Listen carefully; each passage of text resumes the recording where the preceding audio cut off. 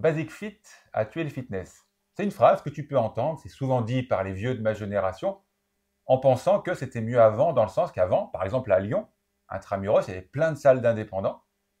Et maintenant, il y a Basic Fit, il y a Fitness Park, etc., etc. Et puis des salles indépendantes, il n'y en a presque plus. Donc, je suis avec Andrea, qui est un contre-exemple de est-ce que Basic Fit a tué le fitness, puisque je suis chez lui en banlieue de Lyon, à 30 minutes de Lyon, et il a ouvert une salle indépendante. Donc, Andrea, est-ce que Basic Fit a tué le fitness? Quelle grande question, Olivier. Merci de m'accueillir. Je pense que Basic Fit n'a pas tué le fitness, mais a ouvert justement l'accès au fitness à tout le monde et a contribué, comme d'autres franchises, à faire venir énormément de monde au fitness et faire découvrir cette discipline. Aujourd'hui, on avance énormément dans le sport santé et je pense que dans cette catégorie-là, on a eu énormément de chance d'avoir ces différentes chaînes. Maintenant, ça creuse un petit peu le milieu avec les salles familiales, comme on essaye de monter en banlieue lyonnaise, et ces salles avec un petit peu moins d'âme et un peu plus de circulation, où on voit beaucoup d'AirPods et peu de discussions entre ses adhérents. Alors justement, parlons un peu de sous. Basic Fit et Fitness Park, pour les deux sur lesquels j'ai un tout petit peu enquêté, c'est environ 30 € l'abonnement mensuel. Tu as accès à plusieurs centaines de salles dans la France. OK. Toi, c'est 40 €. Quand on est franchisé, comme le sont les salles qu'on vient de citer, tu dois payer un droit d'entrée, tu dois payer un pourcentage de ton chiffre d'affaires. Bref, c'est pas gratos d'être affilié, d'être franchisé. Et vous, les indépendants, entre guillemets, vous n'avez pas à payer tout ça. Alors comment ça se fait que vous n'arrivez pas à exister, entre guillemets, en tout cas dans les grandes villes? Je pense il y a énormément de sujets là-dessus. Nous, on est en banlieue lyonnaise déjà, donc on a accès à des loyers certainement moins chers qu'en centre de Lyon.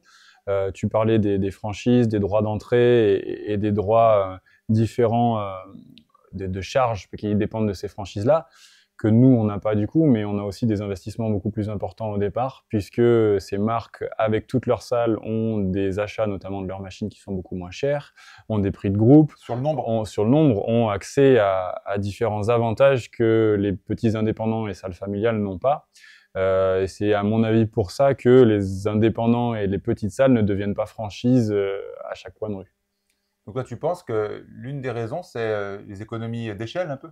Énormément. Je pense que, notamment Basic Fit se base là-dessus. Il y a les grosses dépenses aujourd'hui dans les salles de sport, c'est les loyers, les charges dues à l'énergie aussi qui sont très importantes et aux Les assurances. salles sont identiques que tu sois franchisé ou indépendant. Oui, mais l'immobilier est géré d'une manière différente avec un groupe derrière que un indépendant qui va démarcher des bâtiments et des locaux, et tout ce qui est lié aussi aux charges des appareils sont vraiment plus faibles dans une franchise puisque la négoce est beaucoup plus simple avec 100 machines qu'avec 2, quoi.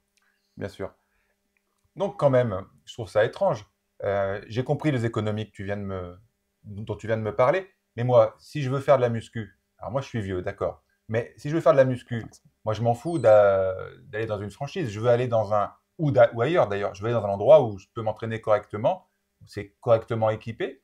Je ne ferai pas le distinguo entre une franchise et un indépendant.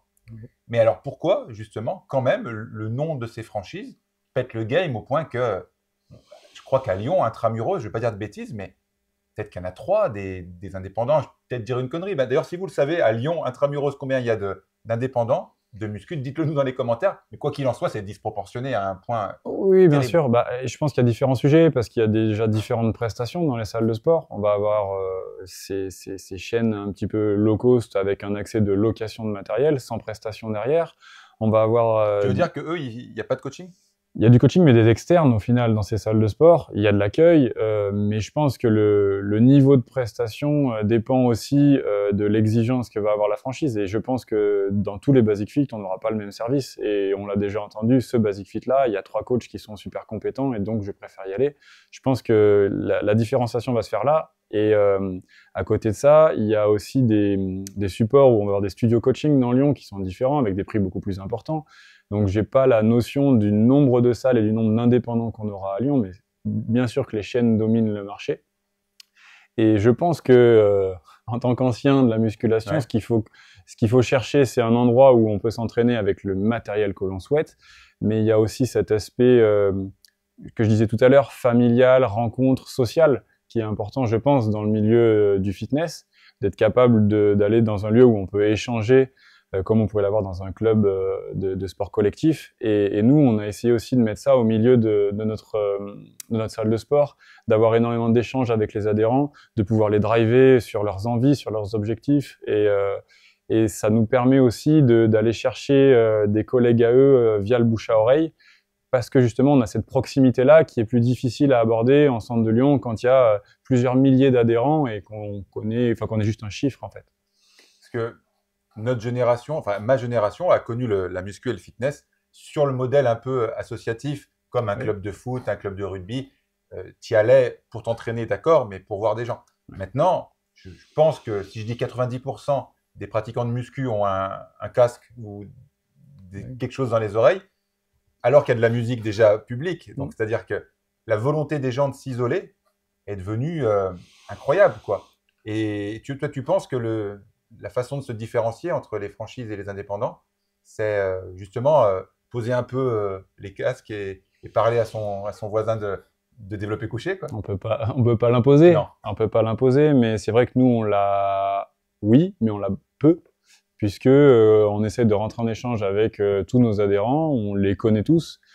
De par la proximité qu'on a avec eux, on peut échanger, on peut les corriger, puisque certains dans des grandes salles n'ont pas accès à l'échange, puisqu'ils ont leurs écouteurs et ils n'ont pas envie, ils préfèrent rester dans leur bulle. Je pense que c'est la suite des inconvénients des réseaux sociaux où on veut rester un petit peu de notre côté et prendre soin de nous seulement. Et je pense que l'aspect familial, il met ça un petit peu de côté et il permet beaucoup plus d'échanges que dans une salle traditionnelle, même si dans les Basic Fit, il y a des gens qui échangent et encore il y a peu de temps, j'ai échangé dans une salle commerciale. D'accord. Justement, alors parle-nous un petit peu de la chaîne. Qu'est-ce que tu proposes qui est différenciant finalement? D'abord, t'es où? Enfin, parle-nous un petit peu de ce que tu fais. Nous, on est à Miribel, donc on est à 10 minutes de Villeurbanne, un quart d'heure de Villeurbanne. Notre centre d'entraînement GAPEX est orienté un petit peu de tout ce que j'ai fait avec mes sportifs pros. Je cherchais à chaque fois des salles où je pouvais encadrer mes sportifs et être assez à l'aise avec eux, avec toutes les machines que je souhaitais. Donc là, on a essayé de faire un centre d'entraînement. Donc c'est une salle de sport et où on peut faire de la préparation physique, mais aussi du fitness. Et qu'est-ce qui nous différencie, c'est justement cette approche qu'on veut mettre au centre de notre échange. On a un coach plateau qui justement fait son job de coach comme nous on le vend quand on est à l'université, c'est-à-dire qui est vraiment présent, qui échange énormément avec Donc toi, il y a les toujours adhérents. un coach présent. Sur les grosses horaires d'affluence, on a un coach qui est présent et qui est là pour encadrer, et on a mis un point d'honneur avec tous les adhérents qui ont envie de se faire corriger, envie de se faire accompagner, d'accéder à ce coach-là et qu'on puisse les accompagner au mieux vers leurs objectifs. Bien sûr qu'on a des aficionados qui veulent s'entraîner de leur côté et qui ont des progs. On a encore des jeunes qui sont en équipe de France, qui s'entraînent ici, qui sont indépendants, qui ont leur prog. Et ils s'entraînent de leur côté et c'est encore mieux. On assiste et on échange et on peut échanger avec eux. Donc ça, c'est que du bonheur dans l'avancée de notre salle de sport. Donc aujourd'hui, nous, on a fait une salle à notre image, GAPEX, et on a essayé de mettre un point d'honneur à notre service et à cet aspect familial qu'on retrouve de moins en moins dans les circuits fitness communs. Pour terminer, Andrea, question un peu bête, mais donne-moi une réponse sincère. Tu penses que finalement les franchises ont rendu le monde du fitness et la santé publique, si on peut parler ainsi, ont eu une incidence positive ou finalement c'était vraiment mieux avant? Réaction de vieux. Bah oui. Mais non, je pense qu'il n'y a pas de bonne réponse à cette question, puis elle n'est pas bête du tout. Elle a permis d'accéder à ce sport santé fitness, bien poussé, je pense, par les réseaux sociaux et l'accès à l'information. Mais elle n'a pas tué justement cet accès-là, elle a juste diversifié. Moi, je pense que à partir du moment où on œuvre à faire bouger les gens, déjà, on est dans la bonne case. Après, il y aura toujours de la concurrence. On en parlait dans le coaching, il y aura toujours de la concurrence. Et je pense qu'il y a encore énormément de place là-dedans. Il faut être capable de se placer un petit peu dans cet organigramme et faire son chemin. Merci beaucoup, Andrea, de m'avoir accueilli chez toi, à GAPEX. Les gens, s'ils veulent en savoir plus, ils ne peuvent pas se tromper. Ils mettent ça sur Google. GAPEX.fr. Ouais, il n'y a pas 36 marques qui portent ça. Merci, Andrea. Merci, Olivier.